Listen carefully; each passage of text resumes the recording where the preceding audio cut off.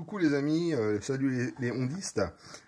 Donc comme beaucoup de personnes sur nos FN, donc moi désolé, j'ai pas encore la FN2, je suis sur la FN1. On a tous eu le problème avec, ou presque, avec le cadran, heure, radio et tout ce qui va avec, le chauffage. Donc bon, comme beaucoup, ça décollait. Donc j'ai pris comme certains les vidéos de tuto, puis je me suis lancé. Au bout d'un an, ça fonctionnait pas. J'ai fait le test, donc effectivement, comme on peut éventuellement le voir sur les soudures que j'ai refaites. Donc désolé pour les puristes, c'est fait un petit peu salement, à l'arrache, tout ça. Mais j'ai pas trop eu le choix, parce que je n'ai pas de fer à souder de haute qualité, Parkside, et encore c'est pas le mien, on me l'a prêté, merci beau papa. Donc c'est pas de la nano-soudure, c'est de la soudure à l'ancienne. Donc voilà. Mais mine de rien, en mettant les choses correctement, en le faisant suffisamment rapidement pour pas cramer le circuit imprimé, et bah ça fonctionne. Donc je l'ai remis dans la salle pour vous montrer un peu les soudures.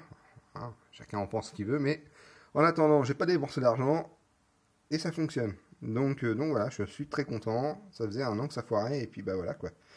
Donc apparemment en général c'est plus souvent, et à ce que j'ai vu sur les vidéos, ce côté-là qui se met à déconner, qui en fait les soudures, je pense que ça va être soit avec la chaleur du ventilo et la chaleur du tableau de bord qui font que les soudures se craquellent entre deux. Parce qu'il n'y a pas beaucoup de matière sur chacune.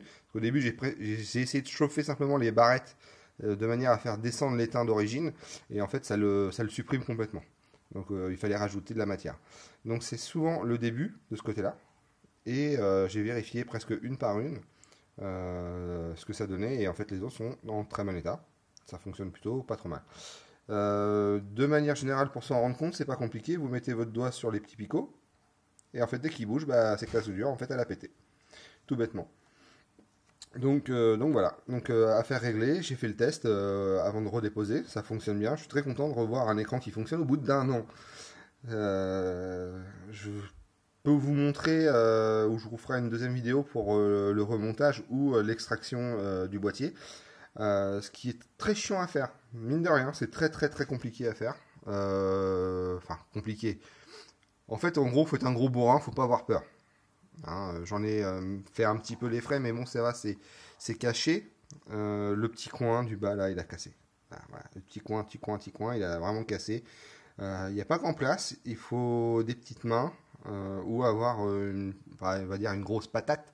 Mais il faut tirer comme un bourrin parce que les attaches qui sont dans le tableau de bord, c'est tout simplement celle-ci, et la plus compliquée, c'est celle qui m'a donné le plus de mal, c'est elle. Elle, c'est celle qui est dans le coin droit du tableau de bord. Donc sur la FN1, j'ai pas de GPS, donc c'est près d'une enceinte factice. Et c'est la plus compliquée parce qu'il y a l'angle l'angle qui est là, qui gêne. Donc le risque, c'est si c'est mal tiré, et ça casse. Voilà. Donc j'ai pris mon temps, je l'ai fait correctement. On voit encore la marque du tournevis qui est là sur le plastique. Voilà, ça va s'en aller. Mais enfin, voilà, c'est fait. Maintenant, il n'y a plus qu'à remonter. Donc désolé, j'aurais une GoPro, je l'aurais collé, comme ça vous auriez pu voir le démontage et le montage. Donc voilà. Donc quand vous l'enlevez, je sais pas si ça a été fait par des précédents, mais on voit que les pattes, pour moi, ne me paraissent pas catholiques. Vous en jugerez par vous-même si vous l'avez fait ou si vous tentez de le faire. Rien de plus. Rien de plus à déplorer. Voilà. Donc au moins, malgré les tutos, les vidéos russes ou toute autre langue qui ont été faites, si je peux contribuer à l'aide de certaines personnes parce que je l'ai vu sur certains sites, et tant mieux. Tant mieux. Donc je peux éventuellement rester en ligne et puis rebrancher tout, puis vous le faire. Par contre, il ne faudra pas se plaindre de la qualité de la vidéo, forcément, ça sera un peu déplorable. Je n'ai qu'une main. Je vais pas demander à mon fils de 6 ans de filmer. Donc bon voilà, vous avez le petit capot. Donc, alors c'est pareil, quand je l'ai enlevé, j'ai pété une patte qui se trouve ici. Là, elle a pété. Je pense que le plastique doit cramer avec la chaleur. Non, je suis en Normandie, donc il ne faut pas s'attendre non plus à des chaleurs mirobolantes. Mais bon, la voiture a quand même fait du voyage à la 160 000. Donc, on va essayer de remettre ça avec une seule main, sans rien casser.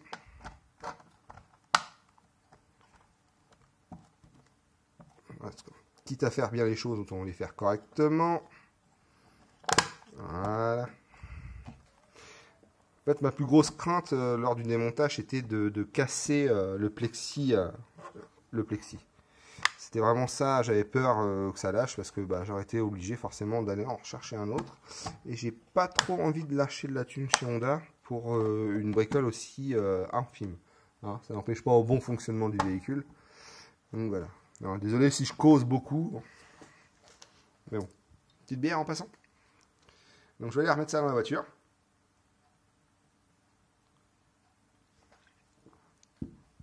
Puis on va aller voir ce que ça donne.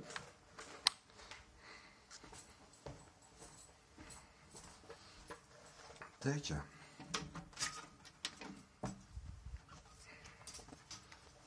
La vieille carrette.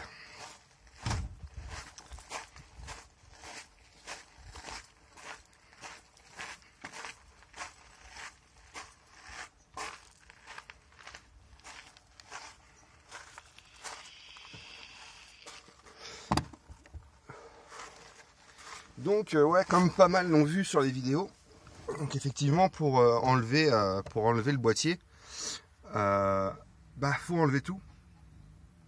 J'ai la voisine qui s'énerve, elle a démarré la tondeuse aussi. Donc pour enlever le boîtier qui est ici, il faut virer celui-là, le compteur. Donc le compteur, en fait, il n'y a rien de compliqué, hein, pour ceux qui ne l'ont jamais fait ou qui n'ont jamais testé à trifouiller une voiture. Il y a la petite plaque là qui se trouve sur le dessus, le compteur kilométrique. C'est ça. C'est ça, c'est un petit capuchon. Je crois qu'il n'y a rien de plus simple à démonter dans une voiture. Il y a juste à le lever. Donc, sans sas. Donc, une fois que vous avez enlevé votre compteur, pardon, excuse-moi. Voilà. Lui, c'est pareil, c'est que des petites encoches. Alors, j'ai pas regardé derrière parce que vu que c'est parti vite. Vous le voyez là. Il y a une encoche ici, une encoche. Non, c'est pas ici, je suis désolé. C'est ici. Voilà. Avec le téléphone, c'est pas évident. Il y a une encoche là et de l'autre côté, c'est pareil. Il y a juste à tirer assez fort, mais pas trop. Hein, si vous voulez pas bousiller votre plastique. Je pense qu'après un raid-off plastique dessus, un bon nettoyage comme d'habitude, ça passera. Mais voilà, il y a une encoche là et une encoche de l'autre côté, basta. Au niveau du compteur, en soi, il y a 3 encoches, comme je vous ai montré tout à l'heure. Il y a celle-là, celle-ci.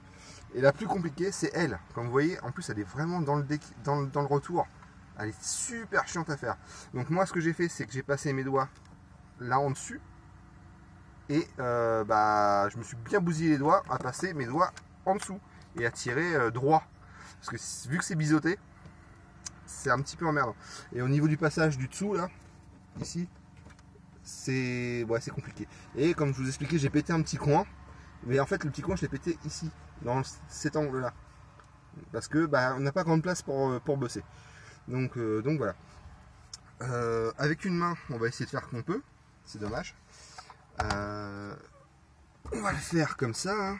On va remettre vite fait la prise. Si j'ai assez de longueur de câble. Parce que j'ai pas envie de bousiller non plus la voiture. C'est pas le but du jeu non plus. C'est pas le but non plus. Alors, désolé les gars, je vais peut-être poser le téléphone 2 secondes. Ouais, je vais pas y arriver. Ouais, je vais poser le téléphone 2 secondes. Donc voilà, je remets la fiche verte. Cette fiche qui nous emmerde le temps. Voilà, c'est fait. Alors, hop, je reviens. Voilà, elle est mise. Donc, je le remboîte pas tout de suite. Je fais quand même un test au préalable. Des fois, quand on remonte quelque chose, c'est la merde. On met les clés. Et on tourne. Et putain, ça fonctionne. Et là, quand même, t'es heureux. T'as pas fait grand chose, ça t'a coûté que dalle. Ça t'a pris en gros le temps de la vidéo. Donc là, je suis à 10 minutes. Et allez, 20 minutes de démontage. C'est tout. Et c'est un kiff. Bon, la musique est merdique, mais bon. C'est un kiff, ça fonctionne, bordel. Ça fonctionne. Ah non. Ah non, les gars. Ah non, pour se faire chier. Bon, voilà. Donc, ouais, je peux éventuellement taper le remontage avec vous. Quitte à faire un tuto, essayer de le faire correctement. Tant que personne ne me dérange. Ceux qui ont mal au dos, je vous conseille pas trop de le faire. Hein, demandez à un pote, ou soyez avec lui. Enfin, pas un pote, oui et non, parce que s'il fait une connerie, vous allez le détruire. Mais ouais, ça fait vachement mal au dos. La voiture est quand même vachement mal foutue pour bosser. C'est un peu chiant. Donc voilà. Donc on remet en lieu et place. Donc ces pattes là qui sont casse-couilles. Celle-là. Et puis logiquement, alors j'ai vu que sur les FN2 ici, il y avait une vis qui allait dans le tableau de bord derrière. Sur la FN1, pour ma part, je ne l'ai pas. Donc il faut lever un petit peu avec une main, c'est compliqué. Vous voyez peut-être l'encoche, elle est là. Je sais pas, avec la vidéo c'est pas évident. C'est celle-là la plus chiante quoi. Donc voilà, on pousse. Voilà, tant bien que mal. Pour la remettre, voilà, ça s'est remis en place. Donc, ça fait plaisir que c'est remis en place. Je suis pas débile, je refais un test. Des fois, on sait jamais. Hein. Oh putain, ça fonctionne quoi. Non, parce que le truc qui serait bête, comme beaucoup de personnes, je fais un truc, ça marche, ouais, c'est super chouette, c'est cool. Une fois que c'est remonté, ah bah, ça marche plus. Donc, voilà, hein, on remet. Oh, je suis désolé, je tourne le truc, j'ai une habitude, c'est faux. Donc on remet le compteur kilométrique, qui n'est pas normalement si compliqué que ça à remettre, quoique. Voilà, c'est juste du clips. Désolé pour les effets de bruit. Donc a priori ça serait reparti. Donc je fais aussi le test parce que ce serait dommage que je répare un truc et je bousille un autre. Ça fonctionne bien. C'est parfait. Donc on a quoi? Ah ouais, j'ai sorti le matos. Hein. On a les deux petites vis de merde qui se mettent. Désolé pour la main. Voilà. Qui se mettent ici. Et qui se mettent ici. Si j'y arrive, parce qu'il ne faut pas des paluches de PD. Voilà. Voilà. Ça c'est fait. Et prends ton petit tournevis. Et tu visses. Je suis désolé. L'idée m'est venue de faire le petit tuto entre guillemets. Une fois fini, je suis franchement désolé. J'aurais dû le faire au démontage. Mais ça se fait de la même manière. Donc voilà. Ça c'est fait. C'est fait, presque fait. Voilà, c'est bien serré. Ça bouge plus. Donc c'est serré. Donc maintenant c'est en lieu et place. On refait le test. Ça fonctionne. Donc ça c'est plutôt pas mal. Donc on termine l'opération. Mon fils qui me fait coucou. On remet. Alors oui, le capuchon. Donc capuchon du dessus. Le truc le plus simple à démonter de la voiture. Ah, il y a juste à le poser. Hein. Et voilà. C'est tout. Basta. Et ça là, ça quand on l'a jamais démonté, c'est une galère. Donc voilà. Il n'y a plus qu'à. On enfonce.